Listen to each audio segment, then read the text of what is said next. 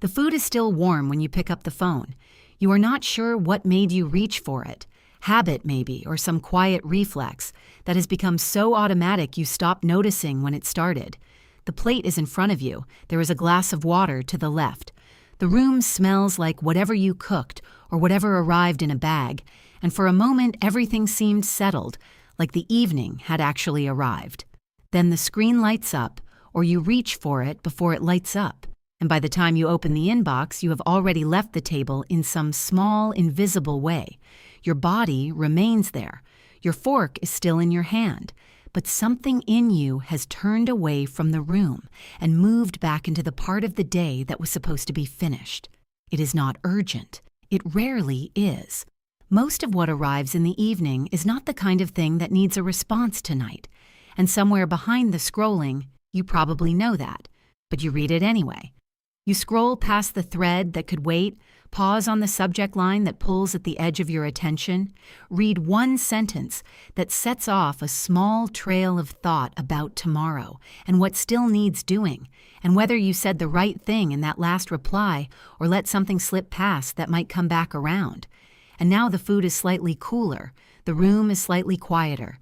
You are still sitting there, technically present, technically at rest, but the workday has followed you to the table without knocking, the way it always does, quietly and without asking.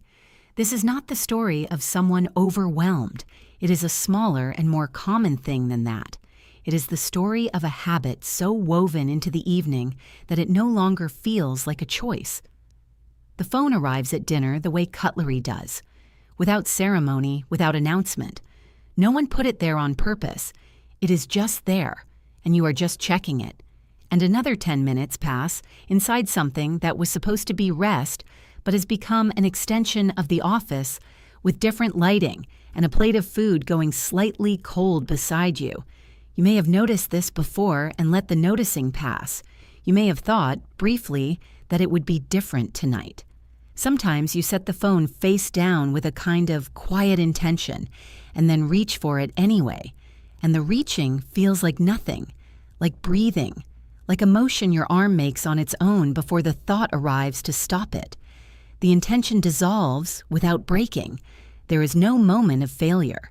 There is only the phone and the screen and the inbox and the evening that continues around you whether you are fully in it or not. That phone sitting beside the plate. It did not arrive there suddenly. It came slowly, the way most things that stay do. There was probably a period not so long ago when work and evening were more separate. Not completely, not perfectly, but there was a cleaner edge between them. You left the office, and the office stayed behind, at least mostly, at least for a few hours. Dinner was dinner. The table was just the table. The phone existed, but it did not have the same pull. Or maybe it did, and you just were not yet accustomed to answering it every time. At some point, that changed. At some point, the boundary softened, and then it softened more, and now there is almost no boundary to speak of, just a continuous low-level presence of work threading through the hours that were never meant for it. It happened, probably, through small agreements you made without quite deciding. One email answered at night because it seemed easier than waiting. One message read during dinner because it appeared and seemed important. One evening of staying connected that turned into another, and then another, until staying connected was simply what evenings became. Each of these moments was reasonable on its own. None of them felt like a surrender. Taken together, they formed a pattern that now runs quietly underneath everything. The food, the quiet, the table, the room, all of it occurring alongside a background hum of being always slightly on. The workday does not end at the same time for everyone, and for many people it does not fully end at all. There are those whose jobs follow a clock and stop when the clock stops, and there are those whose work does not operate on those terms, where the inbox never completely closes, where the day's unresolved threads wait in a folder that the phone checks without being asked. If you are in the second category, you know the particular texture of that state. It is not the same as working. You are not exactly working. You are checking, you are scanning, You are keeping one eye on the thread in case something shifts. It is a lower level of engagement, but it never fully releases. And what it costs is not your evening in the formal sense. The evening continues. Dinner happens. The hours pass. But something inside the evening, some quality of being genuinely away from it all, which is harder to name and harder to reclaim. There are people at the table, or there is no one. But either way, something about the texture of the moment changes when the phone enters it. If you are eating with someone, the conversation continues, but something in you has half departed. You nod, you respond, you are present in almost every external way. And yet a portion of attention has migrated to the screen and now lives there, reading subject lines and half processing what they mean. If you are eating alone, the silence of the room is interrupted not by sound, but by the arrival of the working world into a space that was almost private. Either way, something that could have been a rest is now something else, not rest, but a quieter version of the same occupation. The particular quality of dinner with the inbox is that it looks exactly like dinner. From the outside, nothing distinguishes it. There is a person at a table, there is food, there is an evening. The posture of rest is fully maintained. The chair, the plate, the low light, and yet inside that posture, something else is happening. A small processing of information that belongs to the morning, not the night. A thread of concern that has followed the day into the room and sits there quietly alongside everything else, like a guest who arrived uninvited but whom no one has the energy to ask to leave. You've probably eaten dinner this way more times than you can count. The counting stopped being possible a while ago because it became routine rather than event. The phone at dinner is no longer something that happens, it is simply how dinner goes. And the strange thing is that the food is still good, the room is still warm, the evening still arrives and passes, and most nights nothing particularly bad comes from the email that appeared while the fork was still in your hand. So the habit continues, the evening continues. The food cools slightly and you eat it anyway, and the thread stays open in a tab somewhere behind everything else, quietly waiting for morning. That thread sitting open behind everything. There's a word for what it does to the evening, though the word rarely gets used. It divides it. Not cleanly, not dramatically, but in the quiet way that a window left open slightly lets the outside temperature into a room. The room is still warm. The window is barely open. But the air changes, and something about being inside the room changes with it. This is what the inbox does to the evening.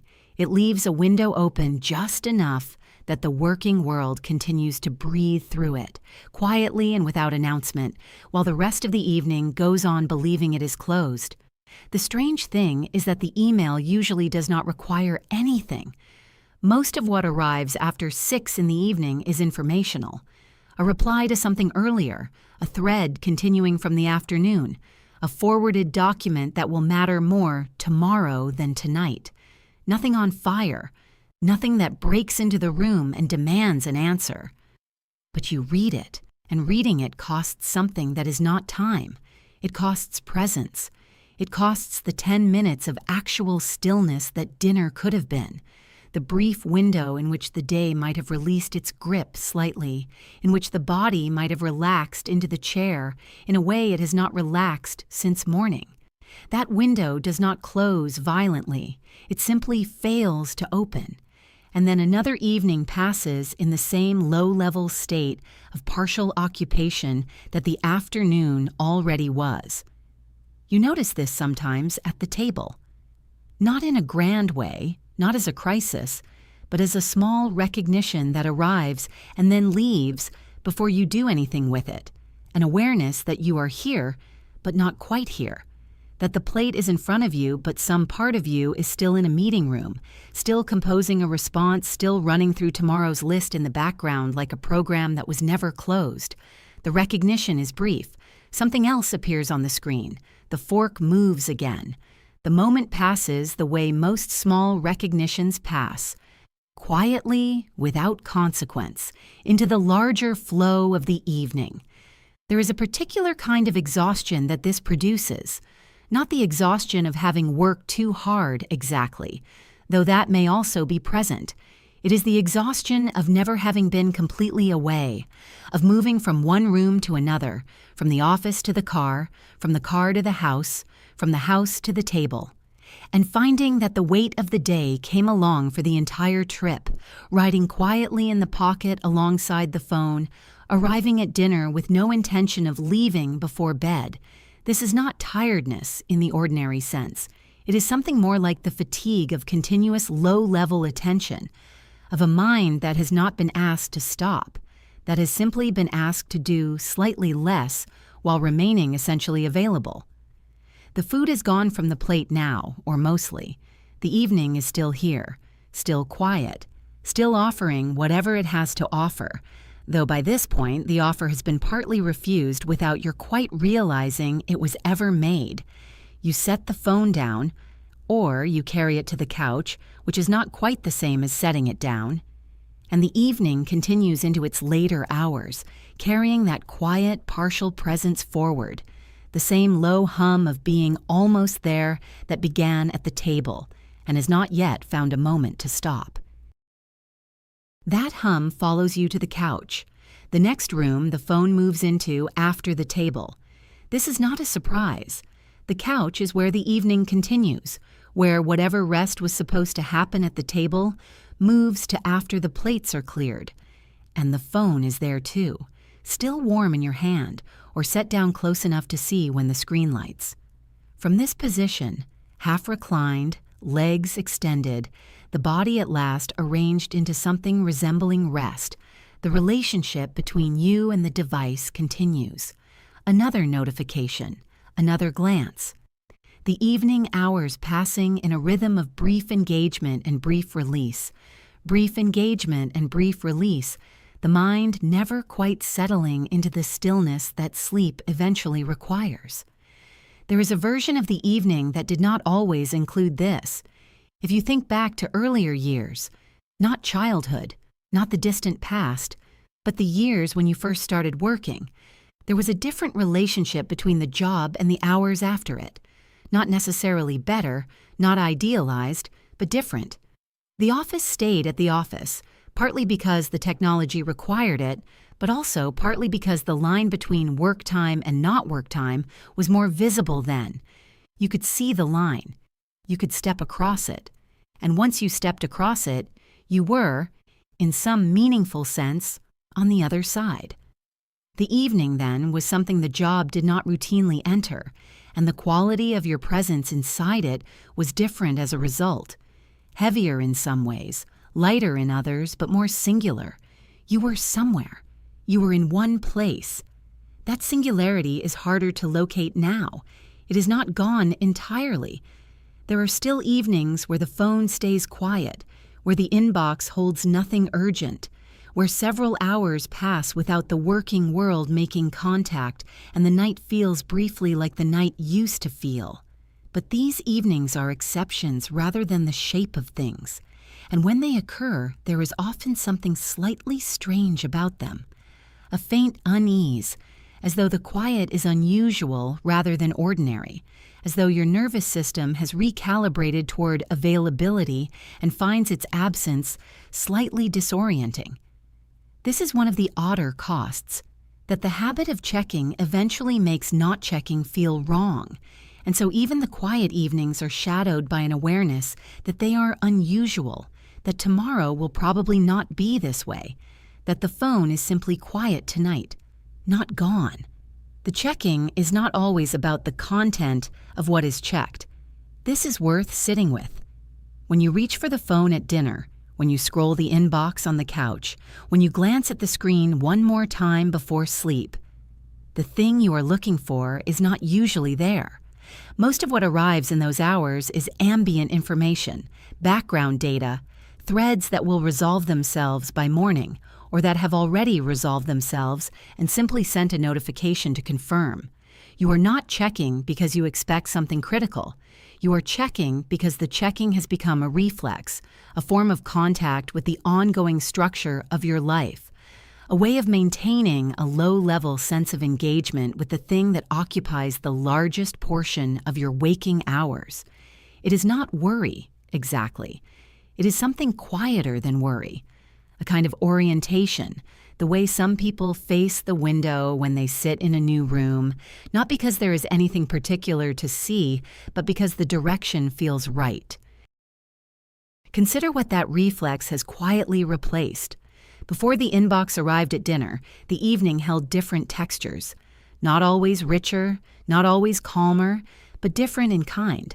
There was a version of sitting at a table in which the mind wandered without a destination. Thoughts arrived that had nothing to do with work, a memory, an image, a vague wondering about something unrelated to the job. This kind of idle mental movement is not productive in any measurable sense. It produces nothing. It resolves nothing. But it is the mind's way of recovering a kind of groundedness, of returning briefly to the parts of itself that the workday does not require. When the inbox opens, that wandering stops. The mind has somewhere to go now, a task however minor, and it goes there, and the recovery that was beginning does not finish, and the next morning arrives before the evening was fully used. There are things the job gives and things it takes that never appear in any formal accounting. The salary appears, the hours logged appear, the deliverables, the performance metrics, the projects completed. These appear. What does not appear is the evening. What does not appear is the dinner table, and the quality of presence at it, and the number of forks held while reading something that did not need to be read until tomorrow. What does not appear is the mental texture of the hours between leaving work and arriving at sleep. The persistent hum, the background processing, the window that stays open while the rest of the room tries to rest. These are not listed anywhere as costs.